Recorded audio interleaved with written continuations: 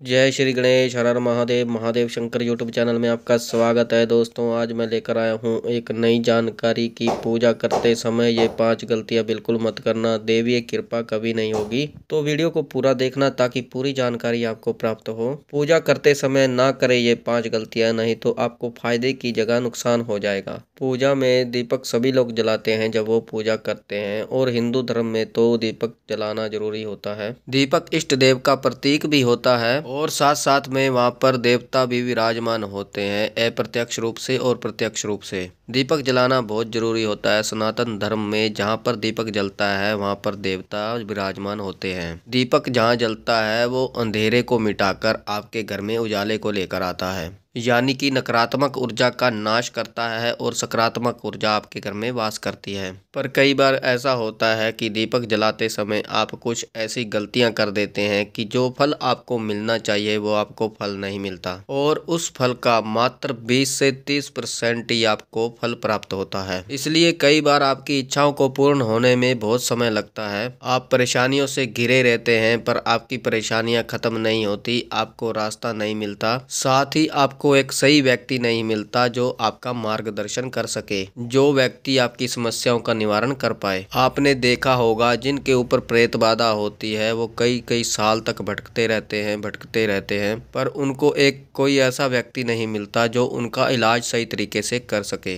ताकि उनको आराम मिले। अगर वो दूसरे भक्तों के पास जाते हैं तो 1-2 दिन के लिए उनको आराम मिलता है। कोई ऐसा व्यक्ति नहीं मिलता कि जो उनका कष्ट काट सके, उनके कष्टों को दूर कर सके, उस कष्ट का निवारण कर सके। तो ये सब जो होता है, आप पूजा पाठ भी करते हैं फिर भी आपके साथ ऐसा क्यों होता है? फिर भी ऐसा होता है तो कुछ ना कुछ गलतियां जो है आपसे हो रही होती हैं। तो मैं आज को दीपक से जुड़ी हुई गलतियों के बारे में आपको बताऊंगा, जिन गलतियों को कई लोग करते हैं और उन गलतियों के कारण जो फल आपको मिलना चाहिए था वो आपको फल प्राप्त नहीं होता। और आप महादेव शंकर यूट्यूब चैनल पर पहली बार हैं तो चैनल को सब्सक्राइब करें और बेल आइकन को दबाएं ताकि हमारी जो नई जानकारी आए वो सबसे पहले आपको प्राप्त हो। देखिए, दीपक की जो पहली गलती होती है वो क्या होती है। जो लोग दीपक जलाते हैं वो लोग सुबह 4 बजे से लेकर 8 बजे के बीच में दीपक जलाएं, उसके बाद ना जलाएं। कई लोग सोकर ही 10 बजे उठते हैं, वो फिर 12 बजे या 11 बजे दीपक जलाते हैं, तो उसका कोई फायदा नहीं होता। अगर कोई फायदा होता भी है तो ज़्यादा से ज़्यादा 10% 15% आपको होता है, क्योंकि 4 बजे से लेकर 5 बजे तक ब्रह्म मुहूर्त का समय कहा जाता है और 8 बजे तक भोर होता है। 8 बजे तक आप दीपक जला सकते हैं और 8 बजे तक देवताओं का वास होता है, सुबह 4 बजे से 8 बजे तक। अगर आप इसके बाद जलाते हैं तो आपको पूजा का फल प्राप्त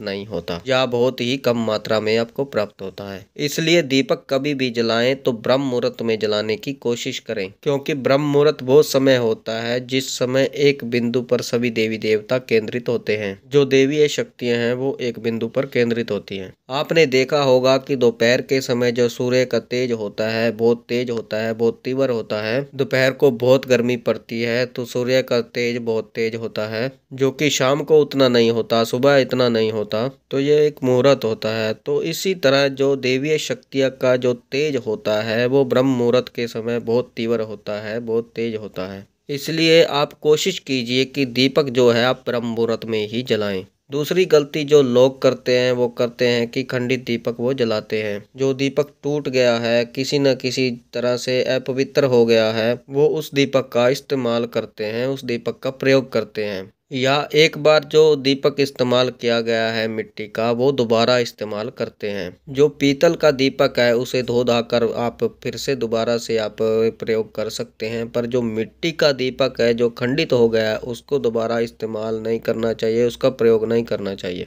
या फिर आपने देखा होगा जो दीपक गिर जाता है उसमें दिक्कत आ जाती है पीतल के दीपक में भी, तो उस दीपक का भी कई लोग इस्तेमाल करना शुरू कर देते हैं जो गिरने के कारण टूट जाता है। तो खंडित दीपक का आप प्रयोग बिल्कुल भी मत कीजिए, इससे आपके घर में दरिद्रता आती है। खंडित दीपक के प्रयोग से तो टूटा हुआ फूटा हुआ दीपक आप बिल्कुल ना जलाएं, खंडित दीपक आप बिल्कुल ना जलाएं। कोशिश कीजिए आप मिट्टी का ही दीपक प्रयोग कीजिए, उसको साफ सफाई करके आप फिर से उस दीपक का प्रयोग प्रयोग कीजिए ताकि आपके घर में माता लक्ष्मी का वास हो। साथ ही तीसरी गलती, अगर आप कोई उग्र देवता की साधना करते हैं, पूजा करते हैं, जैसे उग्र साधना में माता दुर्गा भी आती हैं, उग्र साधना में माता काली भी आती हैं, उग्र में अन्य देवी देवता भी आते हैं, तो उग्र देवताओं के लिए सरसों के तेल का दीपक जलाएं। कलावे की बत्ती के साथ, जो कलावा होता है, मौली जिसको हम बोलते हैं, उसकी बाती बनाइए उग्र देवताओं के लिए और उससे दीपक जलाइए। अगर आप उग्र देवताओं की साधना करते हैं, जैसे भैरव बाबा है, माता काली है, माता तारा है, 10 विद्याएं हैं, उनके लिए तेल का ही दीपक जलाएं। अगर बगलामुखी माता है तो पीला जो गाय का घी होता है उसका प्रयोग किया जाएगा। पर अन्य जो देवी देवता हैं, जो उग्र देवी देवता हैं, उनके लिए तेल का दीपक और कलावे की बाती का प्रयोग कीजिए। साथ ही जो शांत देवी देवता होते हैं, जो कपास की जो रुई होती है, उसका प्रयोग आपको करना है। और आपको घी, अगर गाय का शुद्ध घी मिल जाता है तो उसका प्रयोग आपको करना है। या फिर आप तिल के तेल का भी दीपक जलाने में, जोत जलाने में आप प्रयोग कर सकते हैं। शांत जो देवी देवता हैं उनके लिए घी का प्रयोग कीजिए, या फिर जो आपके सामर्थ्य के अनुसार है उस चीज का प्रयोग कीजिए। साथ ही जो पांचवी गलती करते हैं कि वो पूजा के बाद आरती नहीं करते, जिससे पूजा का फल पूर्ण प्राप्त नहीं होता। देखिए, आरती करने का जो विधान है वो हमारे धर्म ग्रंथों में शुरू से है। आरती का मतलब होता है कि आप अपनी पूजा को पूर्ण कर रहे हैं। आपकी पूजा को पूर्णता प्रदान करती है वो है आरती। आपकी पूजा में जो भी विघ्न आते हैं, जो भी आपकी गलती होती है, उसकी क्षमा याचना का जो फल होता है वो होता है आरती में। आरती का प्रभाव इतना अधिक होता है, मैं आपको बता दूं कि जब आरती की जाती है, आरती चलाई जाती है, आरती गाई जाती है, उसी समय वहां पर देवताओं का वास होता है। आप बालाजी में जाइए, आप वहां पर देखिए जब आरती चलती है तो शक्तियां कैसे कार्य करती हैं। बाबा त्रिलोक भारती के दरबार में आरती का विशेष महत्व होता है। वहां पर आरती जरूर की जाती है और आरती में ही संकट काटे जाते हैं। आरती के समय पर ही देवीय शक्तियां अपने रुद्र रूप में आती हैं। रोंगटे खड़े हो जाते हैं उन शक्तियों के, और वो नकारात्मक शक्तियों को नष्ट करते हैं।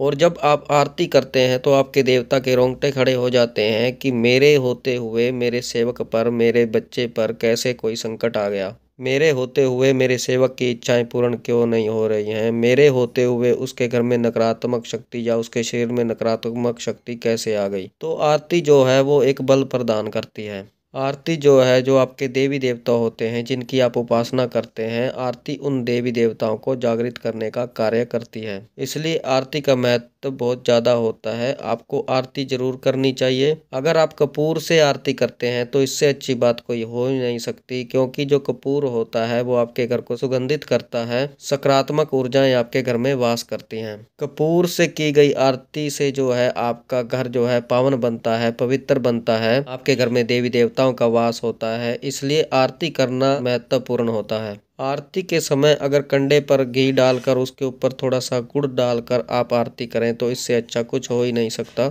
इससे उत्तम कुछ हो ही नहीं सकता, क्योंकि जो इससे है आपका घर पूरा सुगंधित हो जाता है और देवता आपके घर में वास करते हैं और आपके घर में आकर्षित होना शुरू हो जाते हैं। इसलिए आरती का विशेष महत्व है। आरती आपको जरूर करनी चाहिए, और आरती जब भी आप करें बोल बोल कर करें, और आरती आपको पूर्ण भक्ति भाव से करनी है। इस भाव से करें कि मैं इष्ट देव के चरणों में पूर्ण तरह से समर्पित हूँ और उनकी सेवा में आया हूँ। तो ये 5 गलतियां बिल्कुल भी ना करें जो मैंने आपको बताई हैं, ताकि आपको पूर्ण फल प्राप्त हो सके। तो ये थी जानकारी। आप इस तरह से 5 गलतियां बिल्कुल भी ना करें जो मैंने आपको बताई हैं। आप इन बातों का विशेष ध्यान रखें। तो मुझे विश्वास है कि ये जानकारी आपको पसंद आई होगी। और अगर आप हमारे चैनल पर नए हैं तो चैनल को सब्सक्राइब करें और बेल आइकन को दबाएं, ताकि हमारी जो नई जानकारी आए वो सबसे पहले आपको प्राप्त हो। पूजा पाठ से जुड़ी हुई, अध्यात्म से जुड़ी हुई जो जानकारी है वो सबसे पहले आपको प्राप्त हो। ज़्यादा से ज़्यादा इस वीडियो को शेयर करें ताकि और लोगों तक ये जानकारी पहुँचे और वो ये 5 गलतियाँ बिल्कुल ना करें। लाइक करें, कमेंट करें, कमेंट में हर हर महादेव अवश्य लिखें। मैं महादेव और माता पार्वती से ये प्रार्थना करता हूँ कि आप पर सदैव कृपा बनाए रखें, आप खुश रहें, आपका परिवार खुश रहे, आपकी समस्त मनोकामनाएं पूर्ण हो। बाबा भोलेनाथ आप पर कृपा सदा बनाए रखें, आपके समस्त कार्य सिद्ध हों। तो हम मिलते हैं एक नई जानकारी के साथ। तब तक के लिए हर हर महादेव, हर हर महादेव, हर हर महादेव।